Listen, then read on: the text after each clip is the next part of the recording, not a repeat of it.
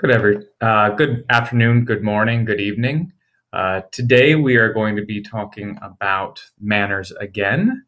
However, this time we're taking a slightly different bent on it. We're going to be looking at life on a manor for the different people who are living there, beginning with the lord of the manor.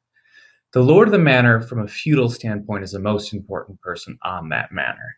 And he is the quote unquote owner of everything on his land, except that he doesn't really own it. It belongs to the king. The kings usually are pretty hands off with how a lord runs things on their manor.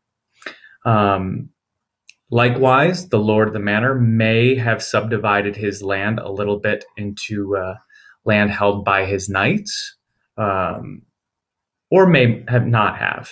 Sometimes the lord is simply in charge, and the knights don't get any land with them. We've been going forward with most of these lessons with the assumption that there are landed knights within a manor, and that is usually the case. Now, everything held by knights and serfs in this system are actually the property of the lord of the manor and are granted to them by the authority of the lord. The lord themselves are going to live in a nice big manor house. The more wealthy, prosperous lords may live in a big, nice castle looking like place like that. More typically, we're going to be living in a very nice house, but not necessarily a castle. Now, manor structures are all the property of the lord of the manor, be it the manor house or the mill or the blacksmithy. All of these things belong to the lord. And the lord is going to need lots of these structures in order for that manor to function.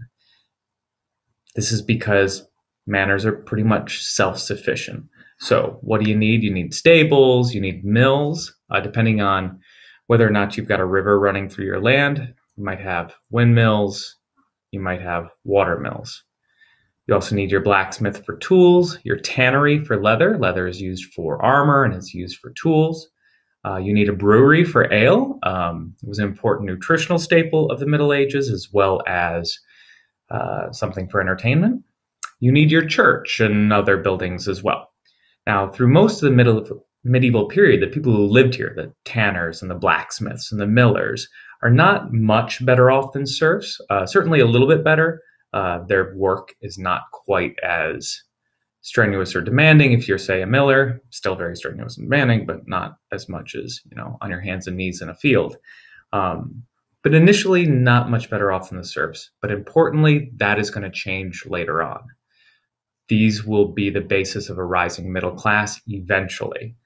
But for now, they're more closely aligned to the serfs. The next step up the ladder are the knights. The knights may be a landed knight and have their own fiefdom, or just be a vassal to a greater lord. They might be a landed knight, and they might just be a knight attached to a lord. Now, within the manor holding of another lord, a knight would either have his own manor house, just kind of like a mini fief or a mini manor within the larger manor. If you've got an especially large one, you may have it set up that way. Otherwise, the knight is actually going to live in the residence of that major lord himself. Now, the knight's responsibilities on the manor are really just two main features. One is protection of the overall manor itself. So they're going to ride around and make sure things are safe and secure, rounding up outlaws, maybe protecting against possible incursions from other manors, other lords. Then their second responsibility is really to oversee the work of the serfs and of the tradesmen, to make sure that everybody is doing what they need to do for the manor to function appropriately.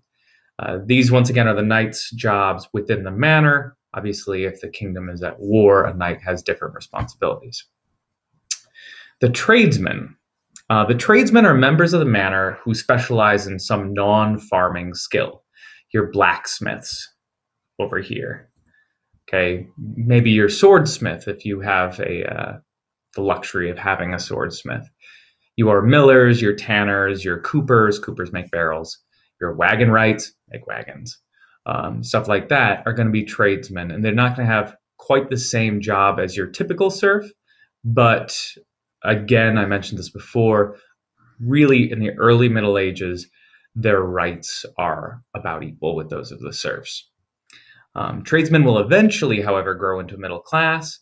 It will be this middle class that overthrows the whole feudal system, but this is way in the future. I just wanted to introduce it now. Your serfs. Your serfs are down at the very bottom of this economic totem pole. They're going to spend most of their day working in the Lord's fields. They will be extremely poorly educated, very hard worked, short lifespans. It is not good to be a serf. Feudal obligations give the serfs little time for themselves. So they are working on their Lord's fields. When they're not working on the Lord's fields, they might be working in the church fields. They have precious little time to themselves. However, within some manors, this is not universal, but within some manors, there included common pastures, land that was open for the use of whoever wanted to use it. And there might also be the Lord's forest. And serfs could either use these free of charge or in some manors pay a small fee.